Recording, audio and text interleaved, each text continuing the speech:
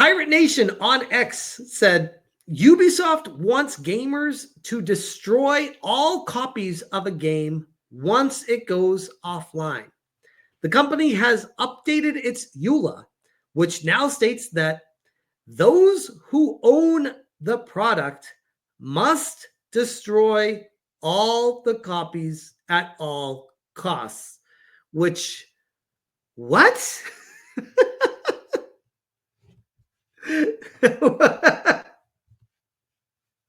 This is like, you thought it was bad with Ubisoft before saying get used to not owning your games. This is impressive new low.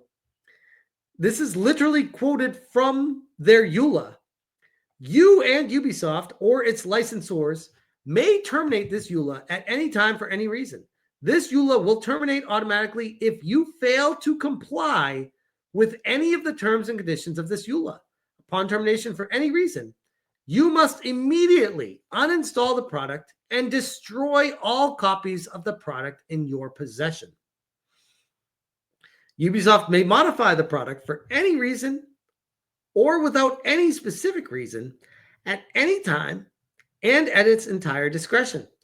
In particular, for technical reasons such as updates, which is fair. I don't think anyone has an issue with that. They expect a game to be fixed or patched, that they reserve the right to patch it without being like needing your approval for that.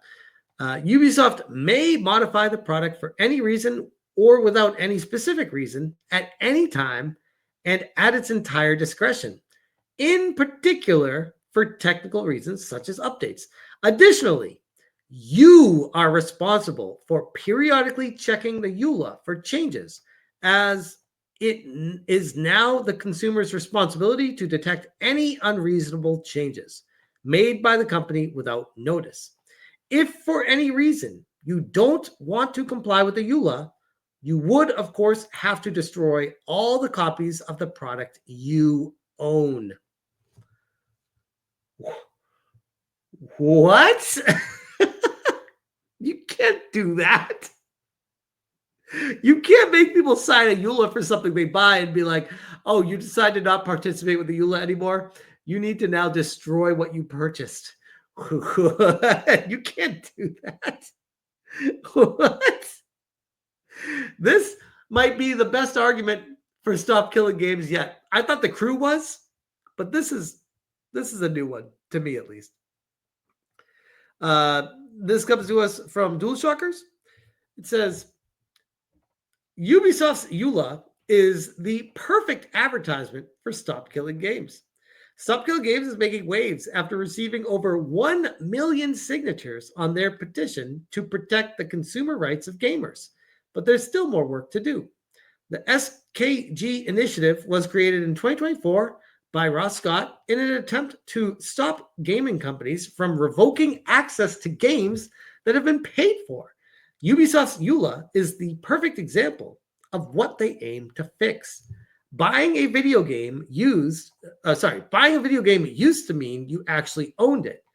But many user agreements in modern video games now contain cryptic termination clauses that require us to destroy our games when the publishers pull the plug. Stop Killing Games aims to change the narrative. And so far, Ubisoft's delisted racing game, The Crew, has been the focus of the argument. We've taken various actions on the issue of challenging the legality of publishers destroying video games that they already sold. Aside from proposing new laws, most legal action revolved around complaints submitted on the game The Crew, published by Ubisoft, as it was an ideal candidate to test the legality of this business practice. And that comes to us from Stop Killing Games. And they go, never underestimate the power of the gaming community. This is the screenshot of the EULA from Ubisoft. I can't believe this is a real thing. Point 8, termination. The EULA is effective from the earlier of the date you purchased, download, or use the product, until terminated according to its terms. You and Ubisoft or its licensors may terminate this EULA at any time for any reason. Termination by Ubisoft will be effective upon A, notice to you, or B, termination of your Ubisoft account, if any, or C, at the time of Ubisoft's decision to discontinue offering and or supporting the product.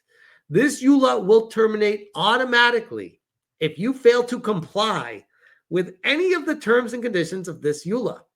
If you don't know what a EULA is, by the way, that's End User License Agreement. This is something that is standard for basically any live service game. It extends beyond live service games, but it mostly comes into play with live service games. It was when I was working at Sony Online Entertainment, EverQuest was well known for being a game based on the Sony Online Entertainment EULA. And basically, all ownership of everything always fell back to Sony Online Entertainment. And by you playing EverQuest, you were giving a pass to participate in their game, similar to a driver's license, where you are allowed to drive on the road with a driver's license, but it is not a right. You are you're allowed to have the right to do it if you follow the laws of the state. That's basically what a EULA is for a video game. The difference being is you buy a video game and you own the video game and you can do what you want with the video game. They're trying to say that no, you can't. The video game is basically a car. And when you start driving that car on the roads, it's not yours anymore. That's someone else's. I mean, in layman's terms. Ubisoft's EULA is just one example of what Stop Killing Games hopes to correct in the gaming world. Upon termination for any reason, you must immediately uninstall the product and destroy all copies of this product in your possession via Ubisoft. These types of termination clauses are common in games today, and it's the reason why the list of dead games continues to grow. By the way, I know Ubisoft's getting shit on a lot with all this Stop Killing Games stuff, and rightfully so, but it's not limited to just Ubisoft. I want to be very clear about this. I'd imagine that this EULA probably happens in other games out there as well, but it's just Ubisoft is everyone's favorite punching bag because they haven't really done gamers any favors. So it's kind of the default, and rightfully so, in my humble opinion. But the EULA itself it should not be something that a company is allowed to basically do whatever the hell they want to, and people buying the game just sign away their rights to everything because they're participating in playing a game. That's not fair to a consumer, and that's what Stop Killing Games aims to fight back with. That's why it's such a powerful thing. That's why these companies hate the fact that it's gaining momentum. For a long time, they tried to laugh it off. Then they tried to ignore it. Now it's garnered well over 1 million signatures, and they have to acknowledge it. And it's growing exponentially by the day. You'll love to see it.